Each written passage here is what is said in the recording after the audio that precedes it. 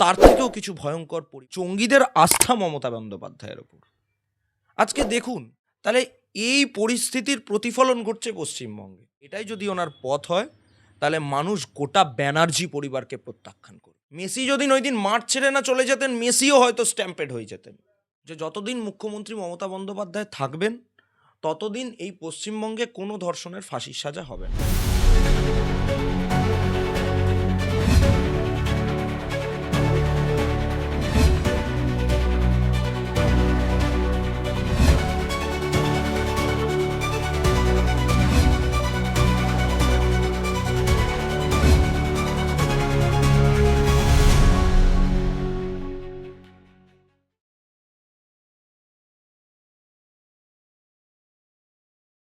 যে বাংলাদেশে যে হিন্দু নিধন তার প্রতিবাদে হিন্দু জাগরণের মিছিল ছিল বেগবাগান এলাকায়।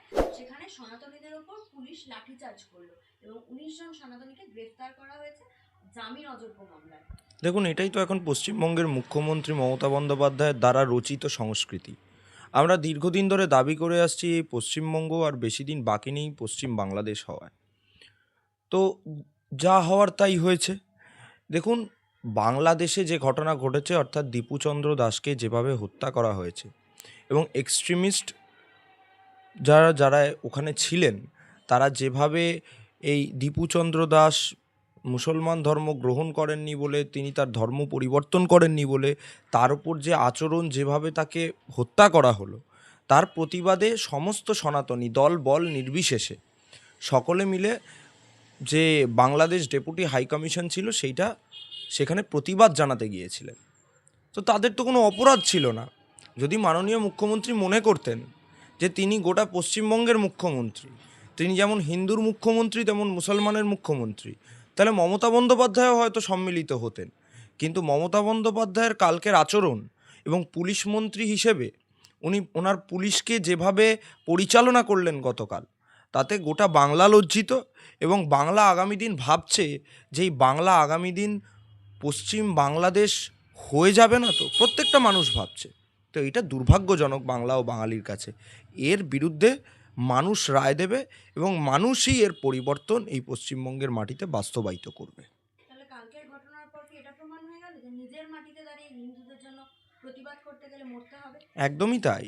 তার কারণ আমরা এই মাটিতে দেখেছি তো, গতকাল 6 নম্বর মুরলীধর সেন লেন থেকে মাননীয় বিরোধী দলনেতা শুভেন্দু অধিকারী হরগোবিন্দ দাস এবং চন্দন দাসের যিনি মানে মা, ওনাকে নিয়ে একটি প্রেস কনফারেন্স করেছিলেন। কেন করেছিলেন? কারণ সেই তালিকায় যে 13 জনকে দোষী সাব্যস্ত করা হয়েছে, সেই 13 জনের যাবজ্জীবন কেন হবে? সেই 13 জনের মধ্যে ওই ওনার যে মা, তিনি যখন দাবি করছেন যে 3 জন ব্যক্তি সেই জায়গায় দাঁড়িয়ে উনি হিন্দু বলেই ওনাকে চিহ্নিতকরণ করে ওনাকে হত্যা করা হয়েছে, সেখানে রক্ত ঝরেছে, তো তারপরেও কেন তাদের ফাঁসির সাজা হবে না? এটা দুর্ভাগ্যজনক। এর আমরা দেখুন, কোনো রকমের কোর্টের রায়ের ওপর আমাদের কথা বলবার মতো কোনো জায়গা নেই, কারণ সেটা একটা বিচার ব্যবস্থা, সেখানে প্রত্যেকটি মানুষই তার ওপর আস্থা রাখে।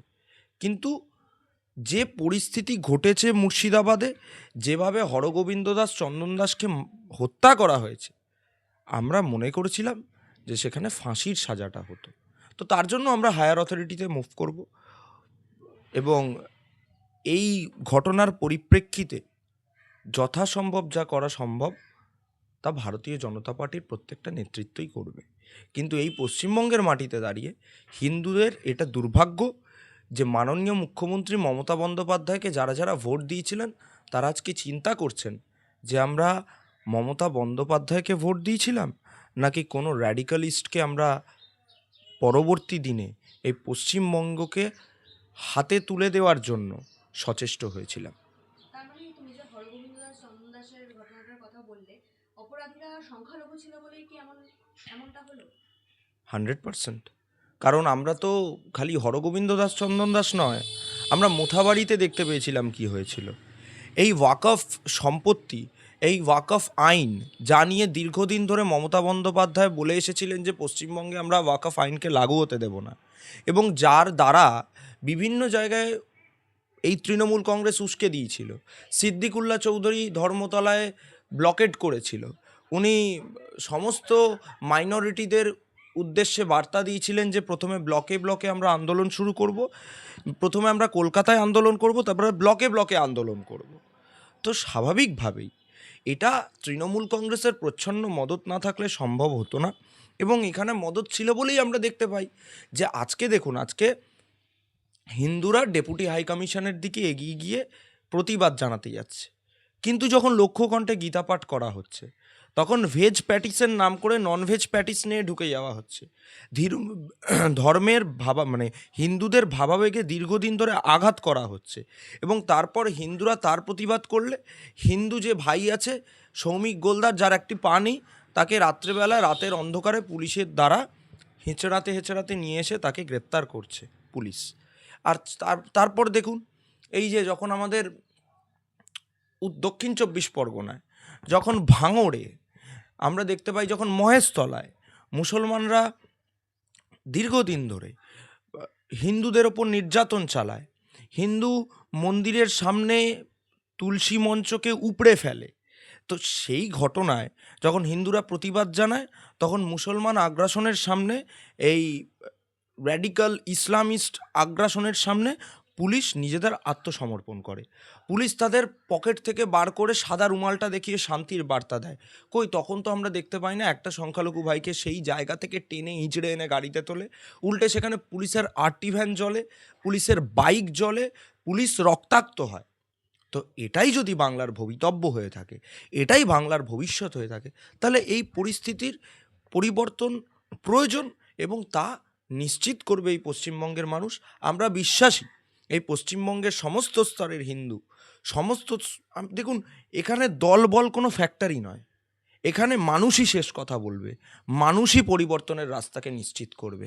এ পরিবর্তন যদি সম্ভবপর না হয়, তাহলে আগামী 26 সালের নির্বাচনের পর এই পশ্চিমবঙ্গটা পশ্চিম বাংলাদেশই হয়ে যাবে। হাঁসখালির যে গণধর্ষণের ঘটনা আমরা জানতাম, মমতা ব্যানার্জি বলেছেন লাভ অ্যাফেয়ার। গতকাল তার রায় বেরিয়েছে, সেখানে তৃণমূল নেতার 5 বছরের জেল এবং তার সঙ্গে যে 3 জন ছিল তাদের যাবজ্জীবন সাজা হয়েছে। দেখুন, আমরা জেল যাবজ্জীবন কিছুই চাই না। আমরা চাই যারা যারা ধর্ষণের মতো ঘটনায় অভিযুক্ত থাকবে তাদের তাদের সরাসরি ফাঁসি হোক। এই যে হরগোবিন্দ দাস চন্দন দাসের ঘটনাটিতে কার হাতে তদন্ত ছিল? সিটের হাতে তদন্ত ছিল, এসআইটির হাতে তদন্ত ভাগ ছিল। এরা তো সবাই ইডির বিরোধিতা করে, এরা রাজ্য সরকার তো সর্বক্ষেত্রে সিবিআই এর বিরোধিতা করে, কিন্তু তারা নিজেদের সংস্থাকে দিয়ে কি ব্যবস্থা নিতে পারলো এদের বিরুদ্ধে?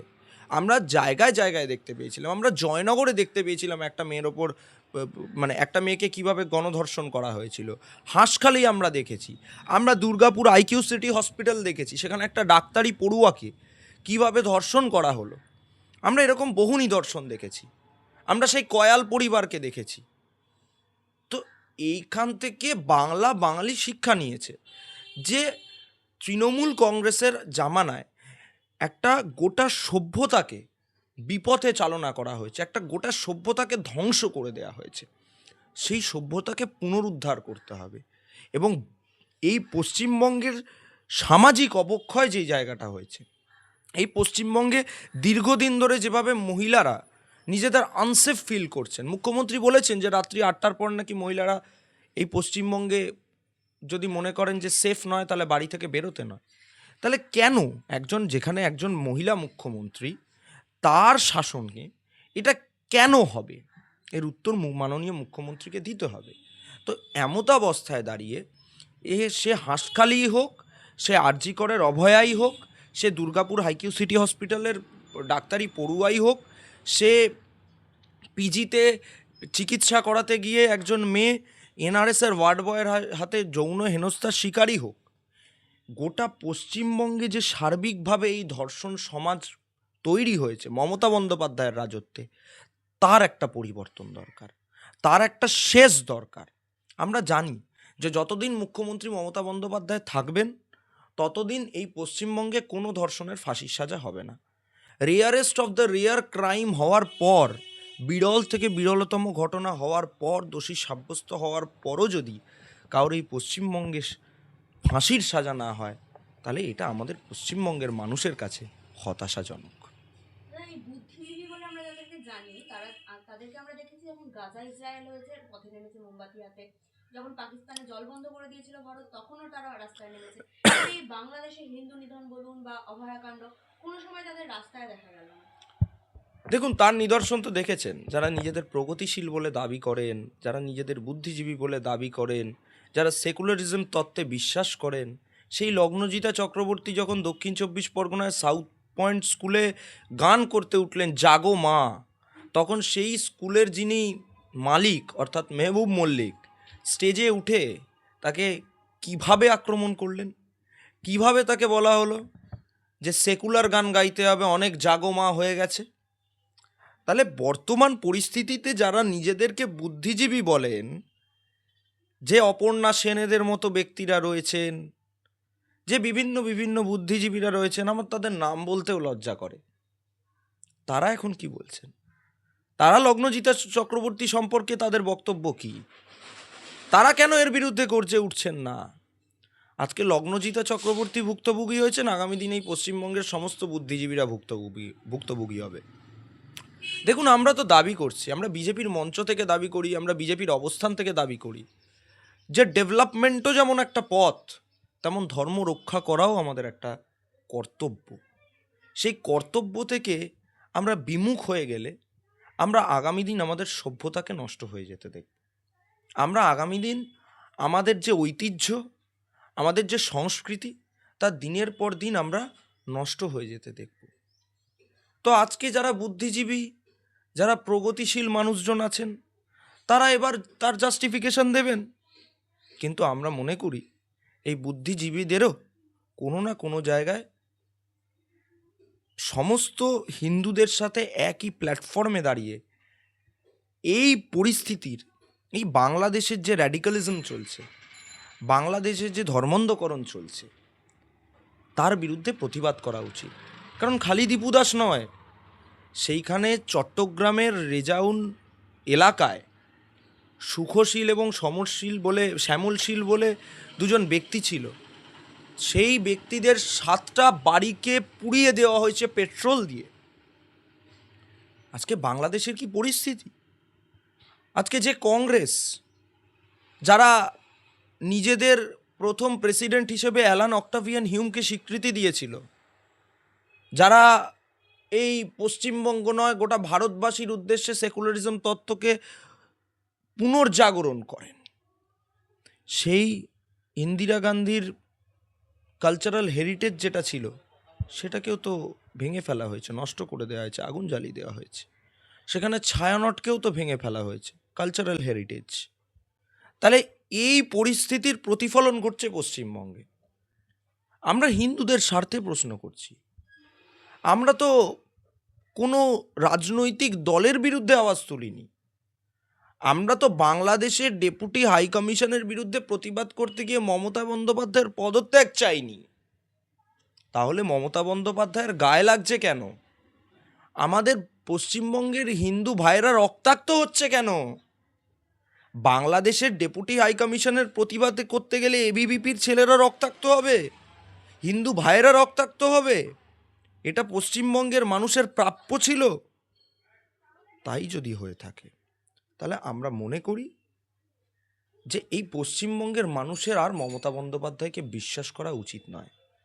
কারণ যখন বাংলাদেশে ছাত্র আন্দোলনের নামে উগ্র জেহাদি আন্দোলন শুরু হয়েছিল, সে সময় হাসিনা যখন বাংলাদেশ ছেড়ে দিল, খালেদা জিয়ারা যখন আবার ফিরে এলো এবং প্রায় 200-250 জঙ্গি ছাড়া পেল, তখন আনসারুল্লাহ বাংলার যে প্রধান জঙ্গি, যার নাম জসিমউদ্দিন রহমানি, তিনি বেরিয়ে এসে বললেন, আমি বিশ্বাস করি যে মমতা বন্দ্যোপাধ্যায় ভারতবর্ষের মানচিত্র থেকেই একদিন বাংলাকে ভাগ করে দিতে পারবে, বাংলাকে বাইরে নিয়ে আসতে পারবে। তার মানে জঙ্গিদের আস্থা মমতা বন্দ্যোপাধ্যায়ের ওপর। আজকে দেখুন, যখন হুমায়ুন কবির, ছেড়ে দিন হুমায়ুন কবির একটা পরে আসছি, মমতা বন্দ্যোপাধ্যায় 21শে জুলাইয়ের মঞ্চ করলো বাংলা ধর্মতলায়। সেই মঞ্চ থেকে কি বার্তা দিলেন? যে বাংলাদেশে যদি কেউ আক্রান্ত হয়ে আমার দরজায় কড়া নাড়েন, আমি তাদের জায়গা দেব।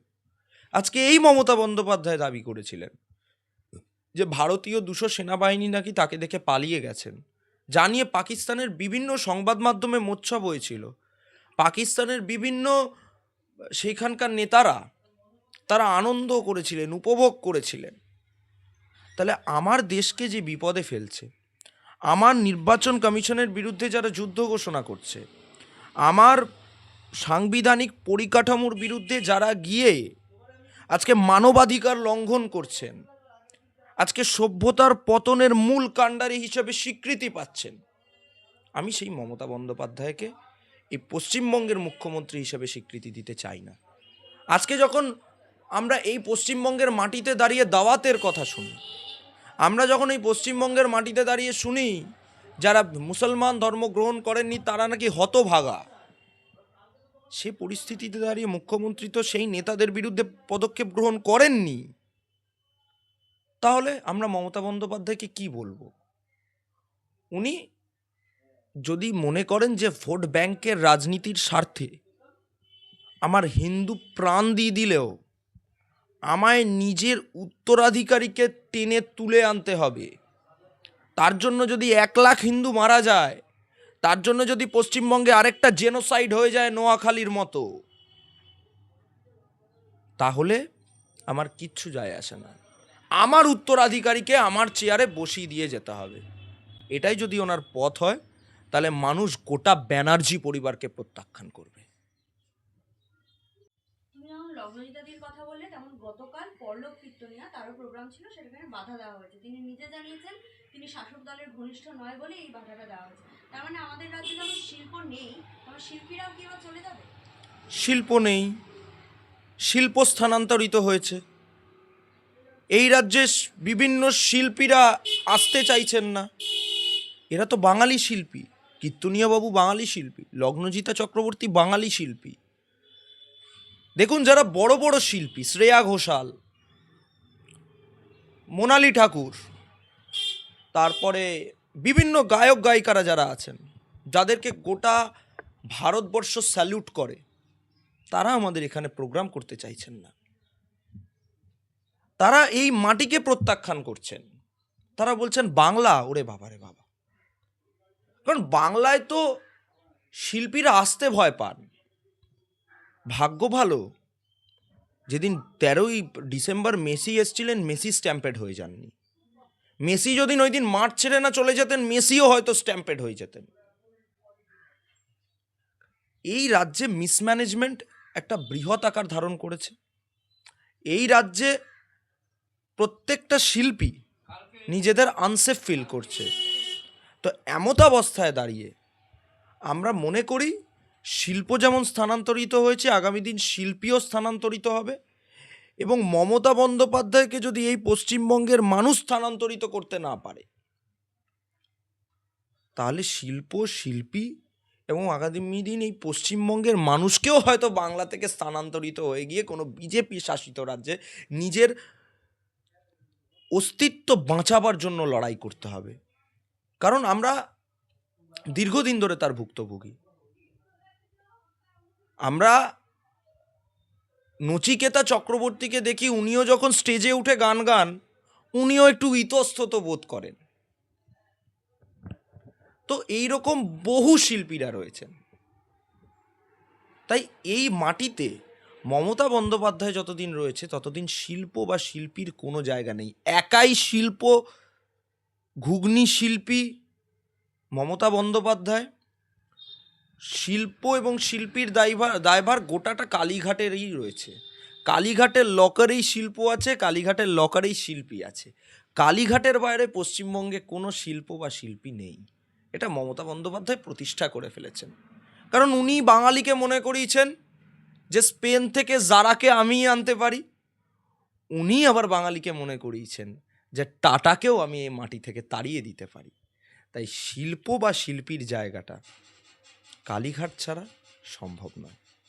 এই যে মেসি কাণ্ড, সেখানে সিট গঠন হয়েছে, বারবার আয়োজক সংস্থা যারা তাদেরকেই ডাকা হচ্ছে, নোটিশ পাঠানো হচ্ছে, কিন্তু যাদের জন্য মেন ঘটনাটা ঘটলো, সুজিত বসু, অরূপ বিশ্বাস, তারা এখনো বাইরে, তাদেরকে একবারও নোটিশ পাঠানো হয়নি। এটা কোনোদিন সম্ভব? এ মাননীয় মুখ্যমন্ত্রী মমতা বন্দ্যোপাধ্যায়ের রাজত্ব। এখানে অরূপ বিশ্বাস বা সুজিত বোস এদের ডাকা হবে, এটা কোনো পশ্চিমবঙ্গের ভোটার মণ্ডলী ভাবতে পারে? কারণ তারা তো প্রথম থেকেই দাগিয়ে দিয়েছে প্রাইভেট সংস্থার দিকে আঙুলটা। পরিবার নিয়ে মেসির সাথে সেলফি তুলতে পৌঁছেছে অরূপ বিশ্বাস, কোটি কোটি টাকা কামিয়েছে সুজিত বোস, আর প্রশ্নের আঙুল, প্রশ্ন চিহ্ন গোটাটাই সেই প্রাইভেট সংস্থার দিকে যারা নিয়ে এসেছে। যদি প্রাইভেট সংস্থা দোষী হয়, তাহলে সমান দোষী অরূপ বিশ্বাস, সুজিত বোস। আজকে অরূপ বিশ্বাস একটা চিঠি লিখছেন যেখানে তিনি ক্রীড়াঙ্গন বানিয়ে দিয়েছেন, ক্রীড়াঙ্গনকে। তো যে অরূপ বিশ্বাসের ন্যূনতম যোগ্যতা নেই একটা চিঠি লেখার, সেই অরূপ বিশ্বাস এখন ক্রীড়ামন্ত্রী হয়ে যদি মেসির পাশে দাঁড়িয়ে মেসিকে জড়িয়ে তার পরিবারকে নিয়ে ছবি তুলতে ব্যস্ত থাকেন, তাহলে আমরা মনে করি সেই অরূপ বিশ্বাসেরও জেলযাত্রা নিশ্চিত হওয়া উচিত। কারণ আজকে যুব সমাজের সেন্টিমেন্ট, যুব সমাজের আবেগ, মেসি আসবে, মেসি বাংলার মানুষের মন জয় করবে, মেসি কিছু টপ নচ ড্রিবল করবে, যা সমস্ত যুব সমাজ যারা আছে, যারা ফুটবল প্রেমী, যারা বিকেলবেলায় 4টে বাজলেই ফুটবল মাঠে 3:30 থেকেই অপেক্ষা করে কখন বন্ধুবান্ধবরা আসবে, সবাই মিলে গিয়ে একটা মিনি বারে ফুটবল খেলবো বা একটা ফুল বারে 11 সাইড ফুটবল খেলবো, এবং যাদের দেখে তারা অনুপ্রাণিত হয় দীর্ঘদিন, যে মেসি, যে রোনাল্ডো, যে নেইমার, তার মধ্যে কিংবদন্তি এই মেসি আসবে, মেসিকে একটু দেখবো, তো তারাও তাদের সেন্টিমেন্টটা নিয়েও তো ছেলে খেলা করা হলো। দেখুন, টাকা যে এই পশ্চিমবঙ্গে টিকিট কেটে মানুষ মেসিকে দেখবে এবং সেই টাকা যে লুট হবে, এটা খালি এই মেসি আসা থেকে প্রতিষ্ঠা পায়নি পশ্চিমবঙ্গে। আপনি ডুরান্ড কাপের ম্যাচ দেখুন, আপনি Durand cup Indian army host করে, কিন্তু যে টিকিটগুলো আমরা ডিস্ট্রিক্ট বাই জোম্যাটো অ্যাপে পাই না, তার মধ্যে বহু টিকিট এই তৃণমূলের হাতে যেগুলো যায়, যেহেতু ক্রীড়া দপ্তরের ক্রীড়ামন্ত্রী সুজিত বোস, সেই টিকিটগুলো দেখুন। আপনি যুব ভারতী ক্রীড়াঙ্গনে পৌঁছবেন খেলার 2 ঘন্টা আগে, দেখবেন রাস্তায় দাঁড়িয়ে দাঁড়িয়ে টিকিট ব্ল্যাক হচ্ছে। এই পয়সাগুলো কোথায় যাচ্ছে?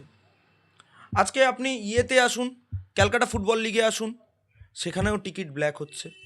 দেখুন, খেলার টিকিট ব্ল্যাক হচ্ছে, এইটা খালি মেসি কাণ্ড থেকে নয়, এটা বহুদিন ধরে হচ্ছে। মেসি কাণ্ডে খেলার টিকিটটা, আমাদের অন্যান্য খেলায় যে টিকিট 250 টাকার টিকিট 500 টাকায় ব্ল্যাক হয়, মেসির যে 20,000 টাকার টিকিটটা সেটা 70,000 টাকায় ব্ল্যাক হয়েছে। তাই বাঙালি বলছে যে, তাই পশ্চিমবঙ্গের মানুষ বলছে এত টাকা দিয়ে টিকিট কিনে আমরা খেলা দেখতে পারিনি। কিন্তু আমরা তো দেখেছি প্রত্যেকটা ম্যাচে এই পশ্চিমবঙ্গের টিকিট ব্ল্যাক হয়। এই ব্ল্যাকাররা কারা? এই ব্ল্যাকাররা কাদের ঘর থেকে আসছে? তো সেসব বাদ দিন, এখান থেকে একটা বৃহৎ অঙ্কের অর্থনীতি, মানে বৃহৎ অঙ্কের অর্থ নিয়ে নিজেদের অর্থনীতিকে সচল করে তৃণমূল কংগ্রেস। কিন্তু এই মেসি যিনি এলেন, যিনি ভাবলেন যে আমিও কিছু বাঙালিকে দেখব যারা আমার জন্য অপেক্ষা করছেন, সেই মেসিও বঞ্চিত হলেন। মেসিও নিজের প্রতিভাকে বাঙালির সামনে উপস্থাপন করতে পারলেন না, আর বাঙালিও সেই প্রতিভাকে উপেক্ষা করতে পারলেন না। তো এমতাবস্থায় দাঁড়িয়ে এইটুকুই আমরা বলতে পারি যে মেসি হোক, রোনাল্ডো হোক, নেইমারই হোক, তারা পশ্চিমবঙ্গে এলে তাদেরকে অ্যাডভার্টাইজ করে তৃণমূল নিজেদের টাকাটা তুলে নেবে, এবং প্রাইভেট সংস্থা নয়। আমরা বারবার দাবি করছি, যেই সুজিত বোস একজন তো হায়াতের দায়িত্বে ছিলেন, আমরা আবার কিছু খবর পেয়েছি, আপনারা খবর নিন না, 2 মন্ত্রীর মধ্যে লড়াই হয়ে গেছে, কে হায়াতের দখল নেবে, কে যুব ভারতীর দখল নেবে। আমি হায়াত তো তুমি যুব ভারতী, তুমি যুব ভারতী তো আমি হায়াত। কে মেসির সাথে বেশি টাইমটা স্পেন্ড করবে, যেন হানিমুন করতে এসছেন। তো এই যদি পরিস্থিতি হয়, তাহলে যা হওয়ার তাই হয়েছে। কিন্তু point to be noted, Messi এসেছেন, মেসি চলে গেছেন, পশ্চিমবঙ্গের মানুষ কিন্তু রেফারির দায়িত্বটা কাঁধে তুলে নিয়ে মমতা বন্দ্যোপাধ্যায়কে রেড কার্ডটা দেখিয়েছেন। এসআইআর এ মাইক্রো অবজারভার পাঠাচ্ছে কেন্দ্রীয় সরকার। মমতা ব্যানার্জি বলছেন যে ভোট হবে এই রাজ্যে, বিজেপি এজেন্ট দিচ্ছে নাকি। তারা ভাষা বোঝে? চক্রান্তকারী দল এজেন্সিকে কাজে লাগাচ্ছে। দেখুন, এজেন্ট দেওয়ার ব্যাপারটা তো মমতা ব্যানার্জি ভালো বোঝেন, কারণ এজেন্টরাই তো তৃণমূলের ভোটটা করায়, মেশিনারিরাই তো এই ভোটকে পরিচালনা করে। তাহলে মমতা বন্দ্যোপাধ্যায়ের থেকে ভালো এজেন্ট কেউ বোঝেন নাকি? তো নিজেরা যেভাবে ভোট প্রক্রিয়া চালায় সেটাই বিজেপির ওপর দাগিয়ে দিতে চাইছে। আরে ভাই, রাজ্যের মুখ্যমন্ত্রী মমতা বন্দ্যোপাধ্যায়, তোমরা তো রাজীবা সিনহাকে বসিয়েছিলে ইলেকশন কমিশনার হিসেবে, ভোট করিয়েছিলে, তখন তো তোমাদের কোনো আপত্তি হয়নি। এসআইআরে মাইক্রো অবজারভার আসবে, এসআইআর করতে স্পেশাল রোল অবজারভার আসবে, তারা তাদের প্রক্রিয়াকে চালিয়ে নিয়ে যাবে। এতে মমতা বন্দ্যোপাধ্যায়ের আপত্তি কোথায়? এতে তৃণমূল কংগ্রেসের আপত্তি কোথায়? কেন? একাধিক অনুপ্রবেশকারী বাইরে চলে আসছে বলে? মালদার শ্রাবন্তী মণ্ডল পঞ্চায়েত প্রধানের পরিচয় বাইরে চলে আসছে বলে? জাকিরদা, যিনি ভালো বাংলাদেশের সাথে লিঙ্ক করাতে পারেন, তার সমস্ত কার্যকলাপ পশ্চিমবঙ্গের মানুষ দেখতে পাচ্ছে বলে? মোস্তাকিন শেখেদের মানুষ চিহ্নিত করে ফেলেছে বলে? দিলীপ সরকার, পবিত্র সরকার, তাদেরকে মানুষ চিহ্নিত করে ফেলেছে বলে তাই আপত্তি? সায়েন্টিফিক রিগিং, যেটা তৃণমূল কংগ্রেস দীর্ঘদিন ধরে করে আসছে, সেটা আর হবে না বলে? তাহলে আপত্তি কোথায়? দেখুন, ওরা কতটা ইস্যুহীনতায় ভোগে। এদিকে মানরেগার টাকা নিয়ে তাদের সমস্ত এমপিরা দিল্লিতে ধর্ণা দিচ্ছে, আর এইদিকে যখন স্পেশাল রোল অবজারভার আসছে ফলতায়, সি মুরুগান, তখন মানুষ ঝাঁটা হাতে নিয়ে বলছে আমাদের 100 দিনের টাকা কোথায়।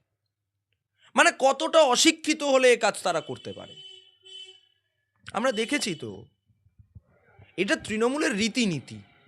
আমরা প্রথম দিন ধরে দাবি করে আসছি যে সাংবিধানিক পরিকাঠামোর ওপর আঘাত আনতে চাইছে, সাংবিধানিকভাবে, মানে সাংবিধানিক স্বীকৃতি এই ভারতবর্ষকে দিতে চাইছে না মমতা বন্দ্যোপাধ্যায় এবং তৃণমূল কংগ্রেস। সে কারণেই তো এই পরিস্থিতি তৈরি হয়েছে। কিন্তু তৃণমূল কংগ্রেস যতই লড়াই করুক, তারা মাইক্রো অবজারভার নিয়েই লড়াই করুক, তারা স্পেশাল রোল অবজারভার নিয়েই লড়াই করুক, তারা সেন্ট্রাল গভর্নমেন্ট কর্মচারীদের যদি ভোটে নিয়োগ করা হয় এবং তারা যদি ভোট পরিচালনা করে, তাদের নিয়েই প্রতিবাদ করুক, মানুষ শেষ রায়টা দেয়। ভোট কোনো দিন স্পেশাল অবজারভার করাবেন না, মাইক্রো অবজারভারও করাবেন না, নির্বাচন কমিশনারও করাবেন না, মানুষ ভোট দেয়।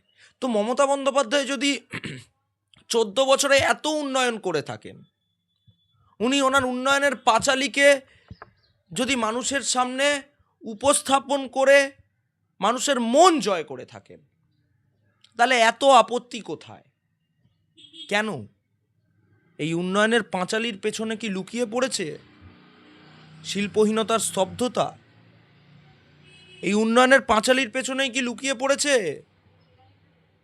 বেকারত্বের দীর্ঘশ্বাস? এই উন্নয়নের পাঁচালীর পেছনেই কি লুকিয়ে পড়েছে যুব সমাজের ভাঙা স্বপ্ন? এটা প্রশ্ন থাকবে মমতা ব্যানার্জির কাছে। বিএলএতে যে বৈঠক ছিল সেখান থেকে মমতা ব্যানার্জি বলছেন এরকম অপদার্থ স্বরাষ্ট্রমন্ত্রী আমি একটাও দেখিনি, স্বৈরাচারী, যিনি প্রধানমন্ত্রী থেকে শুরু করে দেশ পুরোটাকে কন্ট্রোল করছেন। মমতা বন্দ্যোপাধ্যায় এই পশ্চিমবঙ্গকে পরিচালনা করছেন কিভাবে? ওনার স্বৈরাচারী মনোভাবের জন্য এই পশ্চিমবঙ্গের প্রান্তিক মানুষ কিভাবে বঞ্চিত হয়েছে? মমতা বন্দ্যোপাধ্যায়ের কারণে আজকে কিভাবে এই পশ্চিমবঙ্গ থেকে এসএসসি চাকরি প্রার্থীরা বঞ্চিত হয়েছে? মমতা বন্দ্যোপাধ্যায়ের কারণে কিভাবে আজকে এই পশ্চিমবঙ্গের সরকারি কর্মচারী যারা বিএলওর দায়িত্ব গ্রহণ করেছে, সেই দীপক মাহাতো, নিবেদিতা মণ্ডলরা আক্রান্ত হয়েছেন? কাকে স্বৈরাচারী বলছেন? কাদের উদ্দেশ্যে আঙুল তুলছেন? জানবেন, একটা আঙুল যদি আপনি উল্টো দিকে তোলেন, আরেকটা আঙুল আপনার দিকে আছে। মানুষ নিজেদের রিপোর্ট কার্ড তৈরি করেছেন, মানুষ ঠিক করে ফেলেছেন যে আমরা অনেক মূর্খ হয়েছি, মমতা বন্দ্যোপাধ্যায় আমাদের অনেক মূর্খ বানিয়েছেন। লক্ষ্মীর ভাণ্ডারের কথা বলে আমরা বেনিফিশিয়ারি স্কিমের মাধ্যমে মানুষের উন্নয়ন করেছি, মানুষকে অর্থনৈতিকভাবে স্বাবলম্বী করেছি, এ বার্তা অনেক হয়েছে। এবার পরিত্রাণ চাই, আর মানুষ মূর্খ হবে না, আর মানুষ বোকা হবে না। মানুষ সিদ্ধান্ত নিয়েছে, আজকের দিনে ফ্লোটিং ভোটার বলে আর কেউ এক্সিস্ট করে না। আজকের দিনে অ্যান্টি ইনকামবেন্সি, এই অ্যান্টি ইনকামবেন্সির রেট সিপিএম জামানায় আমরা ঠিক যেমন 2010 দেখেছিলাম এবং 2011 দেখেছিলাম, তার থেকেও কিছু ভয়ঙ্কর পরিবর্তন হবে। এবং প্রত্যাবর্তনের রীতিনীতি যা ধারাবাহিকভাবে সিপিএমের জামানাকে টেনে নিয়ে মমতা ব্যানার্জি বহমানতার সাথে কাঁধে তুলে 2011 পরেও বহন করে নিয়ে গেছে, তার পরিবর্তন করবে ভারতীয় জনতা পার্টি এবং মানুষ স্বীকৃতি দেবে বিজেপিকে। বিজেপি আগামী ভবিষ্যৎ, বিজেপির ওপর আস্থা রেখেই মানুষ নিজেদের ভবিষ্যতের কথা ভাববে, মানুষ নিজেদের অধিকারের কথা ভাববে। কারণ যে সরকার হিসেব দিতে পারে না, সেই সরকারের টাকা চাওয়ার বা টাকা ডিমান্ড করার কোনো আস্পর্ধা হতে পারে না। যে সরকার মানুষকে বা সরকারের স্থায়িত্বতাকে ভোটের মাধ্যমে স্বীকৃতি দিতে চায় না, আমরা মনে করি সেই সরকারের এই পশ্চিমবঙ্গের মাটিতে মানুষও তাদের স্বীকৃতি দিতে চায় না। একদম শেষ প্রশ্ন, মমতা ব্যানার্জি কর্মী সভা থেকে বলছেন তার ওনার মাইক খারাপ হয়ে গেছিল, উনি বলছেন পুলিশকে অ্যাকশন নিতে, তাহলে পুলিশের কাজ কি এখন মাইক সারানো? দেখুন, মমতা বন্দ্যোপাধ্যায় মাইক অফ হয়ে যাওয়াটা এটা মমতা বন্দ্যোপাধ্যায়ের কালচারে রয়েছে। উনি যখন মানে এই বিভিন্ন সভায় যান, উনি কেন্দ্রীয় মন্ত্রীদের উন্নয়নমূলক যে সমস্ত সভায় অংশগ্রহণ করেন, ওখানেও উনি দাবি তোলেন যে ওনার নাকি মাইক বন্ধ করে দেওয়া হয়েছে। তো মমতা বন্দ্যোপাধ্যায়ের মাইক বন্ধ করে দেওয়া হয়, মমতা বন্দ্যোপাধ্যায়ের অনেক আপত্তি থাকে বিভিন্ন মানুষকে নিয়ে, কিন্তু আমরা বিশ্বাস করি মমতা বন্দ্যোপাধ্যায়ের মাইক উনি দাবি করেছেন বন্ধ করে দেওয়া হয়েছে। 26 সালে মমতা বন্দ্যোপাধ্যায়ের মুখটাও মানুষ বন্ধ করে দেবেন, এটা আমরা বিশ্বাস করি। Thank you.